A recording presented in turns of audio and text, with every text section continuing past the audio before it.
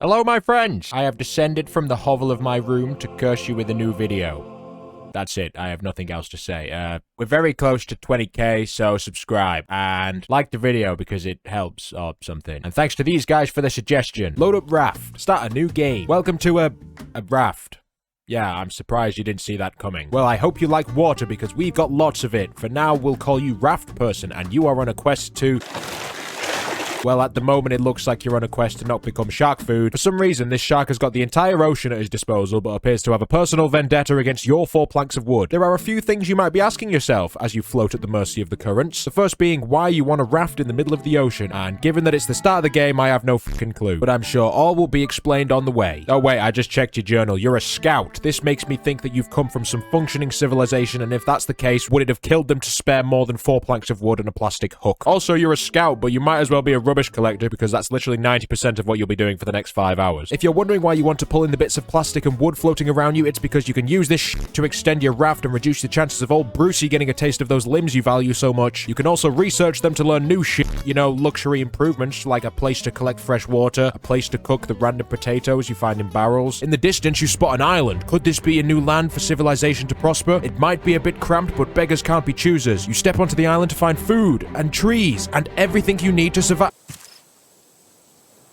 Okay, maybe next time you should make something like an anchor to stop your only lifeline from floating away. While repeatedly hooking in bits of plastic and leaves from the water for multiple hours is the exact experience you wanted from a game, it's better to make nets to catch the rubbish for you. Remember, we're gamers. Any excuse to be lazy is what we strive for. Plus, you have better things to do. You need to explore the underwater, but our shark friend is best described as the ocean's gatekeeper. Fortunately, after his repeated attacks on your raft, it appears he's the only one who suffered some damage. So now you can explore the underwater. There's stuff down there like metal ore and copper ore, which is still a type of metal ore, but different, as well as seaweed and clay and sand. Using the clay and sand, you can make wet bricks, which sunbathe on your raft, become dry brick, and come together to make a smelter. Now you can smelt your ores and research them to learn how to make circuit boards and batteries. And if you research them, you'll learn how to make a receiver and an antenna. I just hope you have a few decades of electrician experience to get this thing working. Okay, receiver, here we go.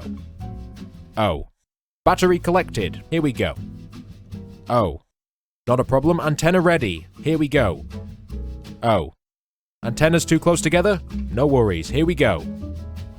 Oh, fuck off. With a few decades of electrician experience, you might get the receiver working, and you'll have access to the radio waves being emitted across the ocean. Interestingly, there's a ping that isn't too far from your location. I'm hoping you were smart enough to figure out how to make a sail so you can go against the currents and find out what it is. Will you find people? Will you find an undiscovered civilization? Will there be many attractive women who worship you as a god? No, there's a partially sunken building.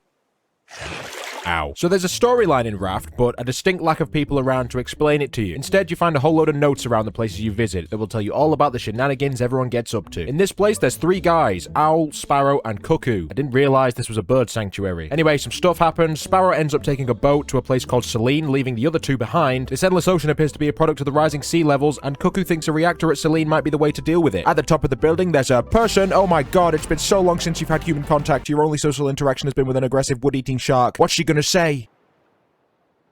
Okay, bye. On top of that, there's a whiteboard with a picture of a utopia and a sticky note asking, people? Well, she was here a minute ago. She just up and left. Oh, wait, there's some coordinates on the note. That could be where these people went to. Quick, let's get back to the raft and punch in the code.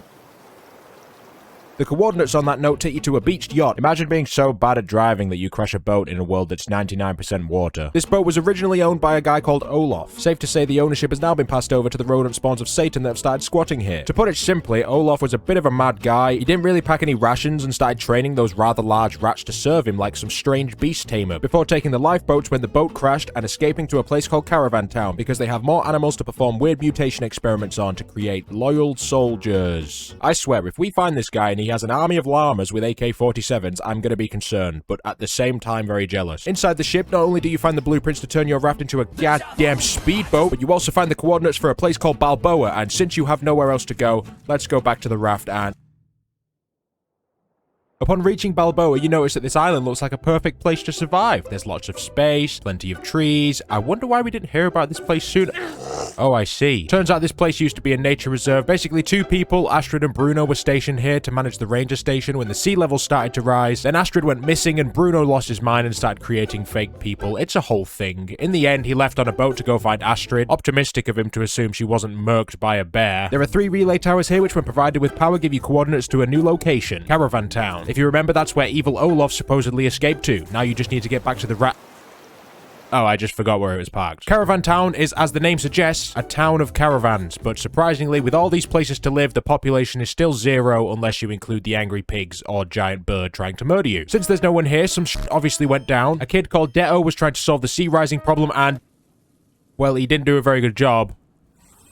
Ow. I can't say I'm surprised, though. He was trying to pump the sea into a well. Olaf inevitably showed up at some point with his boat of rats, and everyone on the island started getting sick. Of course, it has nothing to do with him and his mutated rats. Somehow this guy managed to talk these people into launching an attack on a floating city by saying, "Oh, they don't like poor people." What? How dare they? Cancel them on Twitter. Inside the mayor's caravan, you find coordinates to a place called Tangaroa, the floating city Olaf went to attack. So you know the drill. Back to the rat.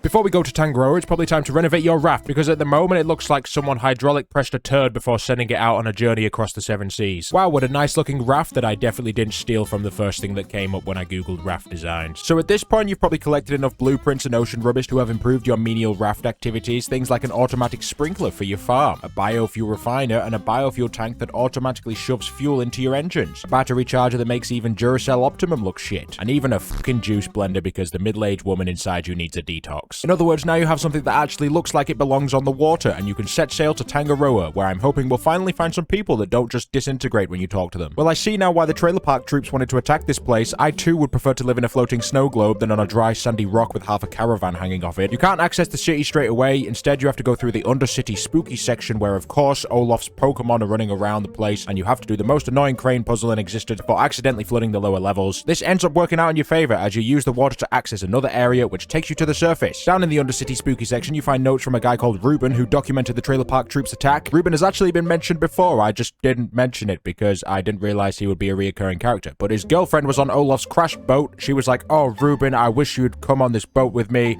I bet he's glad he didn't after Olaf nuked it with rafts. Anyway, the captain of Tangaroa was trying to run away from the trailer park troops, but overloaded the engines, causing them to get invaded. Meanwhile, Ruben took shelter in the Undercity where he ran into Detto. I assume they both escaped as they were talking about making an engine-powered raft or some bullshit. More importantly, you need to do things. Under the city, there's some electrical boxes that are broken and making the water very spicy to touch, so you have to explore the city looking for duct tape to fix it, and unfortunately, your dreams of finding people is once again ruined. There's no one here except Olaf's big rats and some robots programmed by American police. Finally, after repairing the fuse boxes, you're able to use an elevator to one of the buildings. You can then zipline into the main tower of the city. I assume this is where the captain was. You find a transcript between him and one of his guards. Instead of trying to reason with the trailer park troops, he was sort of just like, fuck it, open fire. There's also a passcode to launch the bridge, which someone conveniently left a clue for right next to it. I assume these streets have numbers which give you the passcode, so let's go have a look. Okay, so, Tranquil Street. This looks like the place. Number 4, brilliant. Exterior Lane. Oh, there it is, number 2. I think Bazaar Street is around here. Yep, number 1. This is easy. And finally,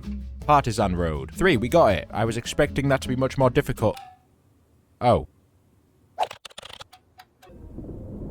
Never mind. It was right. It just needed a minute. Launching the bridge does as the name suggests. Launches the bridge. Specifically, into the air. You can sail over to it and get inside now, where you find the captain's final note. Tangaroa was essentially a test city that wasn't supposed to be sailing about, and he also feels bad about the trailer park troops. Anyway, there's a note with coordinates to a Varuna point. Is that where the captain went? Is that where evil Olaf is waiting? It's best to get back to the raft and... I tell you what, being on the raft all by myself is kind of lonely.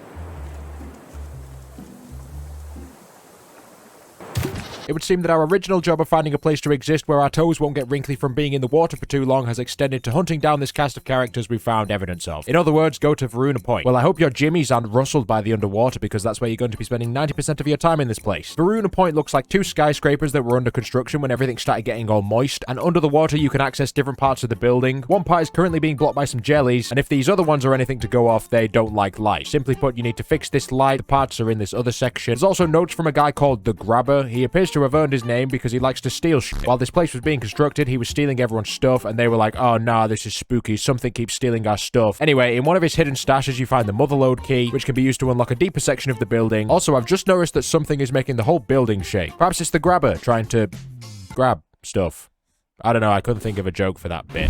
Oh my god, it's a shark. Yeah, random boss fight. I say it's random because the only challenging fight you've had up until this point is the overly obsessed Bruce that keeps resurrecting and following your raft like a lost dog. This is the rhino shark. He's beefing with you because he's a shark and a rhino, so it's like double the anger issues. He keeps trying to ram into you, which you exploit by making him ram into pillars, then explosive barrels until he stops moving. Now his head will be forever stuck in your chest full of heads. There's something poetic about that. I'm not going to try and figure out what it is though. After killing the rhino shark, you find the crane key. I don't know if I need to tell you what that's used on. Yeah, there's a crane on top of this place. On your way up to it, you learn that Bruno from the Bear Island showed up in his boat of fake people looking for his sister. Unsuccessfully tried to contact her through a satellite dish, then left crying when the grabber stole one of his fake friends. Ruben and Detto arrived shortly afterwards from Tangaroa, and the grabber nicked some of their tools, so they left too. Surprisingly, while you do find some of Olaf's rats here, there's no notes explicitly saying he came here, so I don't know if it's like a separate breed of beefy rat, or if he just didn't do a lot here. You use the crane to crack a hole in the top of one of the buildings, and when you explore inside, you find a note with a new place on it. I'm sure at this point you know how this shit works. Oh no, the raft is floating away. At first glance, Temperance appears to be just another island. It's only until you get closer that you realize your nipples are hard and it's cold as bollocks. That's why they call it Temperance, because it's cold. Like the temperature is cold. The comedic genius of these developers knows no bounds. Hello, it's me from the future. I'm literally just editing the video right now, and I've just looked up the definition of temperance. Apparently it's a noun, and it means abstinence from alcoholic drink. Not gonna lie, floating on a raft at sea with an aggressive shark as your only social interaction will make you want to do the opposite of that. In case you haven't noticed, this island is rather large, and walking across it with your little feet would be quite slow. Lucky for you, there's snowmobiles, and what in the Tokyo Drift is this? You come across a village, but unfortunately the doors to the houses are locked by electricity. Essentially, these radio towers have cables. Those cables connect the generator to the buildings, allowing the doors to open. While looking around for cables to open the doors with, you come across an observatory. As you're about to enter it, your fat ass breaks this very thick ice. I suppose that's inconvenient, but going through this watery tunnel just takes you into the observatory anyway, so I don't know what the point of that was. Inside the observatory, you find a puzzle. It gives you a key to Selene. I'll explain that in a minute, but that's everything from the observatory. After collecting enough wires, you get all the doors in the village open. Inside the main one, there's a blowtorch. You don't know what that's for yet, but thankfully I'm here to tell you to pick it up and save you coming back here on the Driftmobile. Now, you probably want your dose of that sweet, sweet storyline. Essentially, Bruno got on the island with his last remaining fake friend. His boat was attacked by a polar bear, but luckily he was saved by Detto, who invited him to join him and Ruben.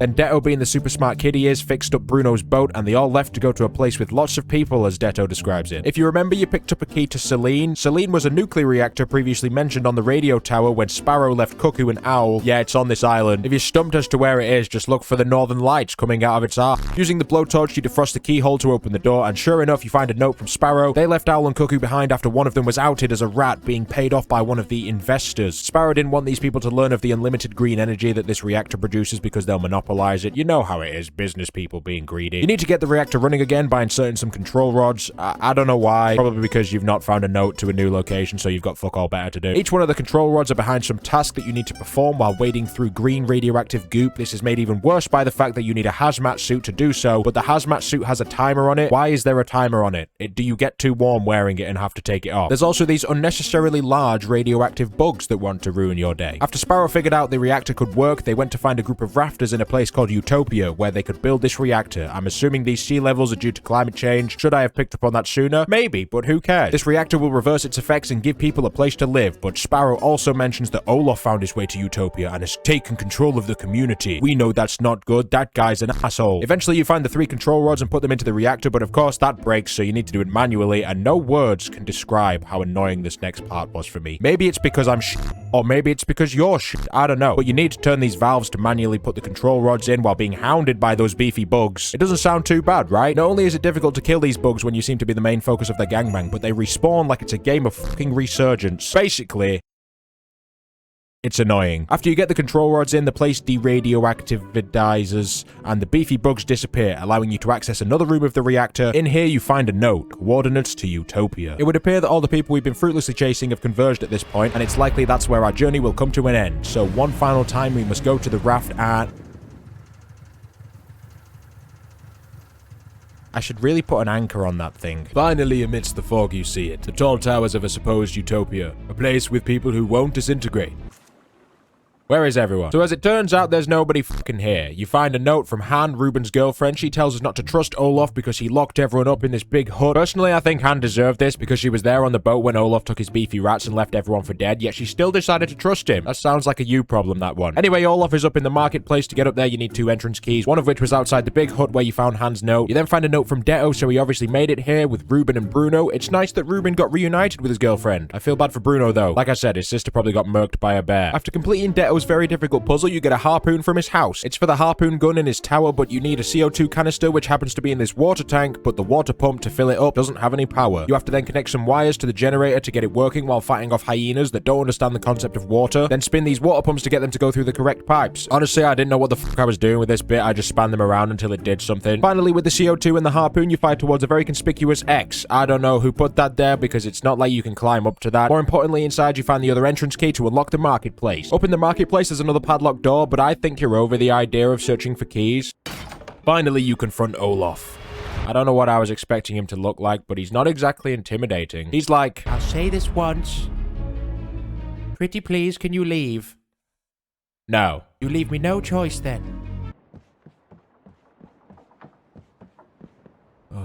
God damn it. You pursue Olaf through his annoying puzzles. Each time he's like, listen, I think we got off on the wrong foot. I said some things. You said some things. Maybe we could just put all this behind us. Oh yeah, sure, I can do that. So you'll leave? What? No, you're holding a load of people captive. For fuck's sake. Fine. Eventually, when he realizes you aren't scared of a man in an army uniform, he resorts to more persuasive threats. After going through multiple stages of him threatening you with something, then running away when it does fuck all, you reach his final trump card, Alpha. Probably the strongest enemy you'll have to face. A mutated hyena with enough power to snap something very strong in half. I don't know, I couldn't think of anything. The point is, you're in real trouble. Well, that was intimidating. The Alpha fight was actually pretty tough in the end. When you hit him, he leaks acid on the floor and goes through stages of trying to belly flop you, tackle you, and throw rocks at you. Meanwhile, you're just using the tried and tested technique of stabbing him in the face with your pointy stick until he stops moving. With no more plans, Olaf retreats further and you corner him. Raft unfortunately isn't a violent game, so punching a hole in Olaf's face with your spear isn't allowed. Instead, he falls about 5 feet and gets his foot tangled in some lights. Comedic relief until the very end, Olaf, you fucking idiot. You take the master key from him and free everyone, and with no more evil in the world, you can just chill in utopia, I suppose. Hey,